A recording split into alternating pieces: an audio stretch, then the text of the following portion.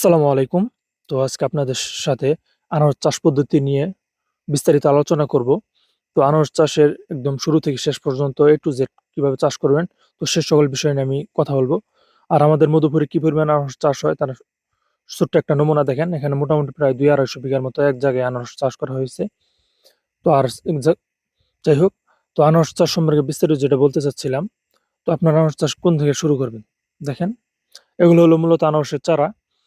এগুলা মূলত ১ বৎসর রাখার পরে মানে আনারস খাওয়ার পর ১ বৎসর ওইভাবে গাছ রেখে দেওয়ার পর পরবর্তী বছরে এখান থেকে চারা ভাঙা যায় বা চারা হয়ে যায়। এখানে ওইরকম সার পানি দেওয়া লাগে না। আর দেখেন, একটা আনারস গাছ থেকে মোটামুটি ৫টা ১০টা এরকম চারা হয়।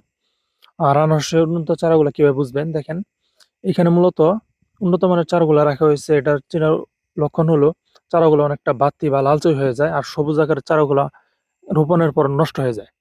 আর রোপণ পদ্ধতিটা হলো এরকম যে মাঝখানে ২ আনারসের মাঝখানে যে ১০ ইঞ্চি গ্যাপ রাখা হইছে, আরেক জায়গায় রাখা হইছে ১৮ ইঞ্চি। তো ১৮ ইঞ্চির যে জায়গায় রাখা হইছে ওইটা মূলত আনারসটালে নিড়ানি বা হাঁটাচলা বা বিভিন্ন কাজের জন্য। আর মাঝখানে যে ১০ ইঞ্চি রাখা হইছে এখানে কোনো কিছু রোপণ করা হবে না। আর বিঘা প্রতি যদি বলি কি পরিমাণ চারা লাগানো যায়, আমাদের এদিকে মূলত ৩০% বিঘা। আর ৩০% মূলত এই যে জলরঙি আনারস যেটা এখন বর্তমানে দেখতেছেন, এটা মূলত লাগানো যায় হইলো ৯,০০০। আর এই যে এখন যে চারাগুলা দেখাইতেছি যে একটু দেখেন, চারাগুলা পাতা একটু মোটা, এটা হলো মধুর বিখ্যাত আনারস, ক্যালেন্ডার আনারস। এটা মূলত ৪,৫০০ বা ৫,০০০ এরকম লাগানো যায়। আমাদের এদিকে আরো মোটামুটি আরো কয়েকটা জাত আছে, যেগুলাকে বলা হয় যে আপনার ঢাকাইয়া বলা হয়, শ্রীমঙ্গল আছে, তারপরে আপনার আরো যেগুলো আছে আহ ফিলিপাইন আছে। তো এই ধরনের চাষগুলো, আর এগুলো মূলত হচ্ছে জলডুঙ্গি এখন যেগুলো দেখতেছেন। আর এই বাগানটা মূলত আমাদের এখানে দেখেন, একটা জিনিস লক্ষ্য করেন, পেয়ারা বাগান আর আনারস একসাথে দেওয়া হয়েছে। আর এই দেখেন, এখানে দেখেন প্রত্যেকটা গাছের ভিতর মোটামুটি আনারস চলে আসছে। দেখেন নিচে একটু আনারসের ফুল বা পাতা এরকম দেখা যাচ্ছে। এগুলো মূলত আনারস চলে আসছে। এখন আপনাদের প্রশ্ন হতে পারে, ভাই সবগুলা গাছে সেম একসাথে এরকম ভাবে আনারস হলো কিভাবে? তো ভাই, আনারস সব একসাথে আনার জন্য আনারস গাছের ভিতর ওষুধ প্রয়োগ করতে হয়। যার ফলে সবগুলা গাছে একসাথে আনারস আসে। আর যদি ওষুধ না প্রয়োগ করলে দেখা যায় যে সবগুলা গাছে একসাথে আসে না, একটা আসে, একটা আগে পরে একটা, এরকম করে মানে আপনি ফল বিক্রি করতে পারবেন না। তো তার জন্য এটা করা হয়।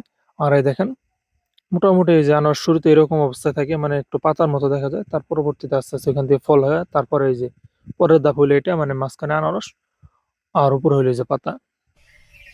এটা হলো মূলত জলডিঙ্গি আনারস। আর পেয়ারা চাষ দেখেন, পেয়ারা আর আনারস এক জায়গায় দেওয়া হয়েছে।